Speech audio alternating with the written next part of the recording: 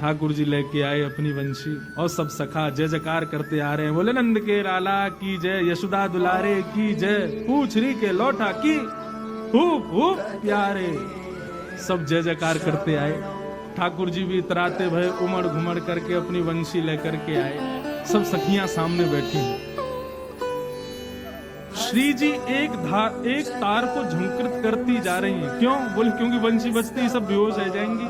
तो श्री जी की तार की जो झंकार है वो सब गोपियों को बचा रही है। वो सब सखियों की हृदय की स्थिति को वश करके बैठी है। और ठाकुर जी ने बजानी प्रारंभ करी वंशी।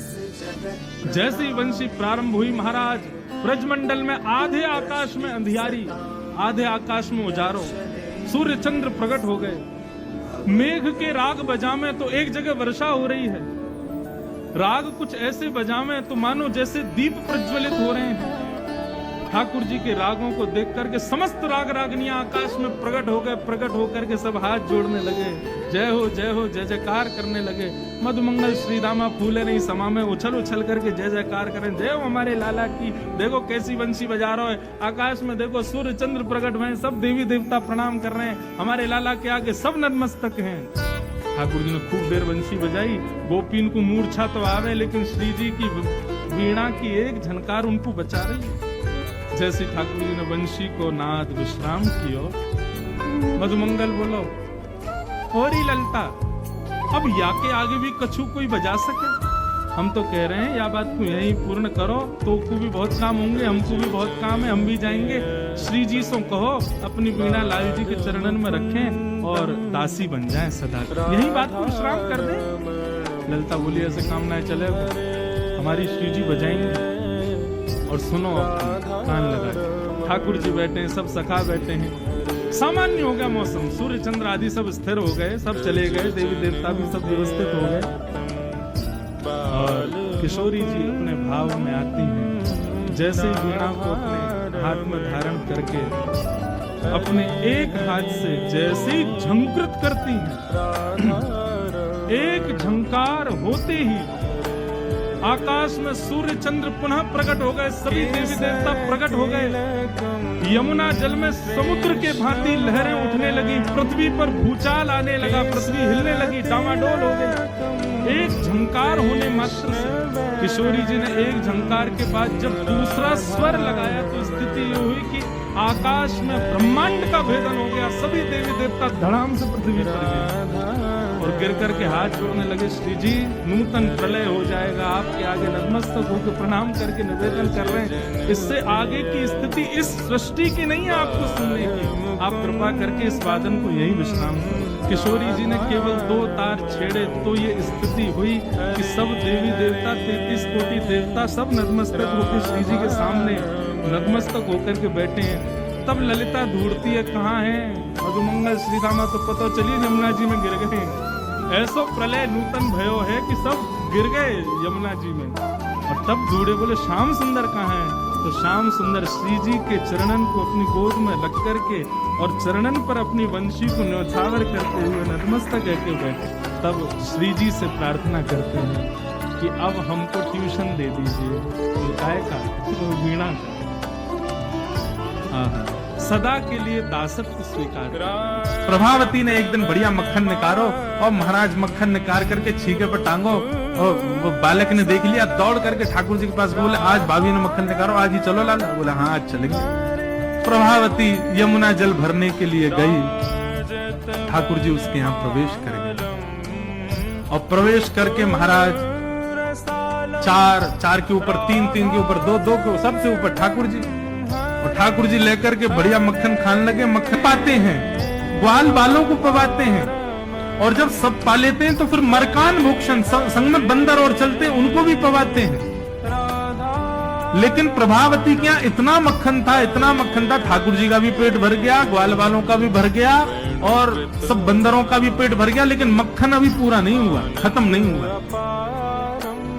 ग्वाल बाल बोले लाला मक्खन तो अभी बहुत सारो बच गो।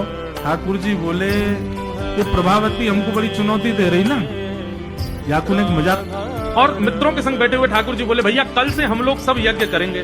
मधुमंगल सीताराम बोले क्यों लाला यज्ञ क्यों करेंगे? अरे नंद बाबा रोज अग्निहोत्र करें, मैंने उनसे पूछी अग्निहोत्र करवे थे कहा हुए, तो नंद बाबा बोले अग्निहोत्र करवे थे मन चाही वस्तु प्राप्त हो जाए, अग्निदेव प्रदान करें। ठाकुर जी के सब सखा बोले लाला तू काय को करेगा अग्निहोत्र? बोले अग्निहोत्र करेंगे, अग्निदेव को प्रसन्न करके कहेंगे हमारी सुंदर सी बहू आ जाए, बस हमारा ब्याह हो जाए, अग्निदेव को प्रतिष्ठान करेंगे। सब श्री रामा मधुमंगल 3.5 वर्ष के ठाकुर जी, सोचो 3.5 वर्ष के ठाकुर जी, सखा कितने बड़े बड़े होंगे। नेक्स्ट से सबरे सखा बैठ गए, सूखे पत्ता इकट्ठे करके अग्नि प्रज्वलित कर ली, सूखे पत्तान को चूरा बना के आपस में बांट लियो। ठाकुर जी आचार्य बन के बैठ गए और बोले सुनो मैं मंत्र बोलूंगा और जैसे ही कहूं स्वाहा सबरे डालियो, और नेक भी यदि तुमने चूक करी ना, नेक भी मैंने स्वाहा बोली और तुमने नहीं डालो तो फिर मोते मत कहियो, यदि तुम्हारी पत्नी काणी आ जाए, एक हाथे लूली आ जाए, लंगड़ी आ जाए तो समय पर स्वाहा करना पड़ेगा। सब बाल बाल बोले जो कहे वो लाला सो करेंगे, तू करवा। ठाकुर जी यशोदा मैया की गोदी में बैठे हैं और सबरी गोपियां चारों ओर बैठी हैं और ठाकुर जी बैठे बैठे उदास बैठे हैं, रूठे बैठे हैं। यशोदा मैया बोली लाला तू काय को रूठ गए हो है? बोले मैया मैंने जो राजपूत होते कहीं कहीं बा काम को करवा दे। सब गोपी बोली मैया कहा कही लाला ने रात को? यशोदा मैया इसको बोली अरे कहा बताऊं, रात में मुझे यूं करो मेरे ब्याह कराए दो। मैया अब मैं बूढ़ा है तो जा रहा हूँ, मेरा ब्याह करा दो। 3.5 बरस को भयो अभी, यूं करो मैया अब का मेरा ब्याह तो बुढ़ापे में करा देगी, अब तो मेरा उम्र है मेरा ब्याह करा दे।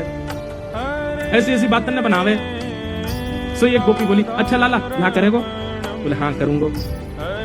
कैसी चोरी तो करेगो? बोली मैं ढूंढ के अपने आप करूंगा, जैसी मुंह को भावे की बात करूंगा। तो सब गोपियों ने विनोद में कही लाला इतनी सारी गोपी बैठी है यहाँ पे, तू अपने आप एक काम के ढूंढ के जो तो बढ़िया लगे, बाकी गोद में जाके बैठ जाओ, जाके गोद में तू बैठ जाएगा भाई तो तेरा ब्याह करा देंगे। लाला बोलो सांची? बोला हाँ सांची।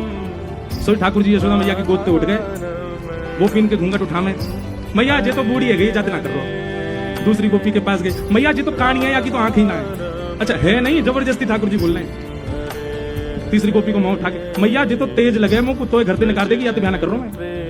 ऐसी सब गोपी के आगे घूम रहे। वहीं दूर एक बिना दांत वाली गोपी बैठी, बूढ़ी बिल्कुल 120 वर्ष, वो मंद मंद मुस्कुरा रही और मन में सोच रही बोले लाला तो सबरी युवा युवा गोपी के पास जाएगा, अब मैं कहा करूं, मैं तो इतनी वृद्ध है गई, मैं तो वह पंक्ति में ना बैठ सकूं जहां लाला घूंघट उठा रहा है। लेकिन मनी मन खुश है रही है लाला की लीला देख करके, नेत्रन से आंसू निकल रहे हैं और बीच बीच में अपने आंसू पहुंच रही है, एक भी दांत नहीं है बाकी। लाला सब गोपी इनके घूंघट उठा उठा के देख रहा और सोई ठाकुर जी की दृष्टि पड़ी, वो बूढ़ी बिना दांत वाली गोपी बैठी का है। ठाकुर जी बोले मैया तेरी बहू मिल गई, और दौड़ के गए और बिना दांत वाली वह गोपी की गोद में बैठ गए। मैया मैं तो यही तो ब्याह करूंगा। मैया बोली लाला जाके तो एक दांत ना है, जाते का ब्याह करेगा? बोले मैया बढ़िया है ना, माखन खावे में दांत ना चाहिए होगा, मैं वो माखन खाऊंगा जो चप चप खाया करेगी। और वह गोपी से ऐसे अंक भर गए, गोपी वह वृद्धा गोपी को इतना सुख प्रदान किया, सब युवा गोपी देखती रही और ठाकुर जी को सुख दे रहे। वास्तविकता क्या थी? यशोदा मैया अपनी गोद में लेकर ठाकुर जी को बैठी और तब से ही वो मैया यशोदा मैया को निहार रही है और कह रही है भाग्य की कही ना जाए यशोदा, तेरो कैसो भाग्य, लाला तेरी गोद में बैठे, लाला तेरी कही सुने, लाला तेरो दुग्ध पान करे, लाला को तू जैसो सजा दे वैसो सज जाए, ये सौभाग्य या जन्म में मुझको तो नहीं मिलेगा। वो मन में विचार कर रही, इतने में ठाकुर जी ने लीला कर दी, बोले मुझको बहू चाहिए। इतनी सुंदर सुंदर गोपी बैठी है, ऐसी सुंदर सुंदर, वो 100 वर्ष की मैया बाकी एक भी दांत नहीं, बाकी गोद में बैठ गए, जे मेरी बहू है। और वही के संग रहने लगे, भाई जान नहीं दे, बोले तू मेरी बहू है अब यहीं रहे मेरे संग। अरे लाला मेरे तो दांत ना है। ठाकुर जी बोले मेरे कौन से आए, 2 ही है मेरे। अब ठाकुर जी जब भी निकलते हैं गोकुल में, सबसे पहले वही मैया के घर जामे और घर जाके वो गेट खटा, ए बाबू जल्दी बाहर आ, पाम छू मेरे, तेरो खसम आयो पाम छू ले। और बूढ़ी मैया से पाम छुपा के तब जामे ठाकुर जी आगे। ऐसी लाइफ। ठाकुर जी गैया को प्रणाम करने जाते हैं, जैसे देखते हैं कि कोई गैया बैठी है, सो ठाकुर जी कहें अरे अरे मैया या गैया को आलस आ गया, या को आलस दूर कर दो। तो बैठी हुई गैया के ठाकुर जी सिंह पकड़ लेते हैं और सिंह पकड़ करके अपनी ओर खींचते हैं, दूसरी तरफ से सिंह भगवान जी पकड़ लेते हैं और ऐसे सिंह पकड़ करके ऐसे ऐसे गैया के सिंह हिलाते हैं। अब बैठी रहती गैया थोड़ी देर तो कोई बात नहीं, जैसे जोर जोर से हिलाना प्रारंभ करते हैं सोई गैया खड़ी हो जाती है और जैसे गैया खड़ी होती है ठाकुर जी लटक जाते हैं सिंहों से।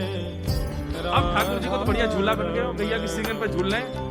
थोड़ी देर तो गैया इधर से उधर ठाकुर जी को झुलाती रहती है, लेकिन थोड़ी देर बाद जैसे ही ठाकुर जी की पकड़ कमजोर होती है, गैया को पता चल जाए कि अब लाला गिरवे वार है, तो गैया भी इतनी चतुर कि वो गोबर में ही जाके खड़ी हो गए। ठाकुर जी के इन्हें आगे कुछ चल मैं गोबर में जाऊंगा, गैया के ना अब तो मैं यही खड़ी रहूंगी, तुम गोबर में ही गिरो। बस वही ठाकुर जी को हाथ छूटा, मैया मैया बचाइयो, देख जे गैया मुझको गोबर में फेंक रही है। अब मैया जब तक बचावे आवे तब तक तो लाल जी के हाथ छूट जाए और ठाकुर जी गले गले तक गोबर के ढेर में जाके गिर जाए। प्रभावती ने एक दिन बढ़िया मक्खन निकालो और महाराज मक्खन निकाल करके छीके पर टांगो, और वो बालक ने देख लिया, दौड़ करके ठाकुर जी के पास बोले आज भाभी ने मक्खन निकालो, आज ही चलो लाला। बोले हाँ आज चलेंगे। प्रभावती यमुना जल भरने के लिए गई। ठाकुर जी उसके यहाँ प्रवेश कर गए और प्रवेश करके महाराज चार के ऊपर तीन के ऊपर दो के सबसे ऊपर ठाकुर जी, और ठाकुर जी लेकर के बढ़िया मक्खन खाने लगे। मक्खन पाते हैं, ग्वाल बालों को पवाते हैं, और जब सब पा लेते हैं तो फिर मरकान भूषण संग में बंदर और चलते हैं उनको भी पवाते हैं। लेकिन प्रभावती क्या इतना मक्खन था, ठाकुर जी का भी पेट भर गया, ग्वाल बालों का भी भर गया और सब बंदरों का भी पेट भर गया, लेकिन मक्खन अभी पूरा नहीं हुआ, खत्म नहीं हुआ। ग्वाल बाल बोले लाला मक्खन तो अभी बहुत सारो बच गो। ठाकुर जी बोले ये प्रभावती हमको बड़ी चुनौती दे रही ना, याकुन एक मजाक। ए लाला ओ कन्हैया यहाँ पे आ। ठाकुर जी ने जैसी देखी यशोदा मैया बुला रही है, लेकिन यशोदा मैया के संग जे कौन खड़े हैं? ए श्री दामा मधुमंगल। बोल हाँ, ये तो सांची में आ गए सबरे ब्राह्मण, हम तो ऐसे खेल खेल में निमंत्रण दे के आए इनको। मैया बहुत मारेगी भैया, मैं अकेला नहीं जाऊंगा, तुम भी चलो मेरे संग। यदि मुंह में एक थप्पड़ पड़ो तो तुम मुंह पड़वाऊंगा। मैया बहुत मारेगी आज। और मधुमंगल श्रीदामा जबरदस्ती उनको हाथ पकड़ के ठाकुर जी ले गए। हाँ मैया बता, कहा कह रही? ने लाला जो जो बड़ो है तो जा रहा हो, तेरे उधमन की सल ना है पड़े। ताकियो तेने? बोले ताकियो मैंने। ये सब कौन है? मोह का पतो कौन है? मैं ना जानू मैया इन्हें। बोले जे सब रे ब्राह्मण है हमारे गोकुल के, और सब यूं कह रहे हैं तेने इनके घर जाके इनको सबन को निमंत्रण दियो, यूं कहीं हमारे यहाँ यज्ञ भयो आकर के आप सबन को भोजन पानो है। भैया तेरी सौगंध खा के कह रहा हूँ, मुझको तो जेव ना पता इनको घर कौन सी गली में। झूठ बोल रहे हैं सब रे, मैंने निमंत्रण नहीं दियो। ब्राह्मण सब बोले मैया देखो कैसे सफेद झूठ बोल रहे हैं आपके आगे। मैया बोली सच बता, तेने निमंत्रण क्यों दिया? तब ठाकुर जी बोले मैया बताऊं? बोले बता। बोले हम खेल खेल को यज्ञ कर रहे, वाह यज्ञ में सामग्री नहीं, वाह यज्ञ में मंत्र बोलने वाले भी ना है, वाह यज्ञ में कोई ब्राह्मण भी ना हो, हम आपस में ही सब यज्ञ कर रहे। भाई यज्ञ के बाद ये मधुमंगल बोलो ब्राह्मण भोजन होना चाहिए, तो हमने इन ब्राह्मण को न्योता दे दियो। मैया बोली अब ये ब्राह्मण आगे कहाँ पवाऊं? बोले मैया देख सीधी बात है, या में ज्यादा चिंता करने की कोई बात ही ना है। जब बिना मंत्र के, बिना ब्राह्मणन के, बिना यज्ञ सामग्री के हमारो यज्ञ है सके, तो ऐसे ये भी खाली खाली दोना लेके बोलते हैं हाँ भाई रसगुल्ला बहुत बढ़िया बनो है, ये देखो ओ मोहन थार तो बहुत ही बढ़िया बनी है, सब्जी तो पूरी कितनी बढ़िया लग रही है, खाली पत्तल लगा दे, खाली दोना लगा दे, और भाव से ये लोग भी पालेंगे है क्यों भोजन, भाव को यज्ञ भाव को भोजन। ब्राह्मणों को बंधुओं गुस्सा, ठाकुर जी की लीला पे किसी को क्रोध नहीं आता, सब हंस जाते हैं। पर यशोदा मैया आधी रात में रसोई बनाती है, सब ब्राह्मणों को पवाती है, और इतना बनाती है कि उनके घर भिजवाती है। मैया बोले लाला इतना काम करावे। बोले मैया तू बैठी बैठी ना मोटी है गई है, या हमारे मुंह को लगे तू पूरे दिन लगी रहकर रसोई में कचू कचू बनाती रहकर। ऐसी ठाकुर जी की मधुर लीला, पहुंचा कर गए पूरे घर में, एक एक कोने पे जाकर के मक्खन रह नहीं जाए कहीं भी, और पूरे में बढ़िया चौका लगा करके, और ठाकुर जी अपने ग्वाल वाले में से अंधेरे में छुप के खड़े है गए। बोले देखिए अब मजो आवेगा, प्रभावती आवेगी। प्रभावती आई, सिर पर दो मटकियां बड़ी अचक अचक करके चल रही थी, संभल के चल रही थी। जैसे ही माने द्वार खोलो, और द्वार खोलते ही अपना पाम भीतर धरो, रिपटी महाराज ऐसी रिपटी सर में लगी, कमर में लगी, हाथ पाम बाकी सब एक है गए। और गिरी सो गिरी, यमुना जल मिल गए मक्खन में तो और चिकनो है, अब वो उठ ही नहीं पा रही है, जैसे उठे फिर गिरे, जैसे उठे फिर गिरे। और ठाकुर जी ताली बजा बजा के हंसे, सब ग्वाला के लाला आज तो बड़े मजे आए, आज तो बड़े मजे आए।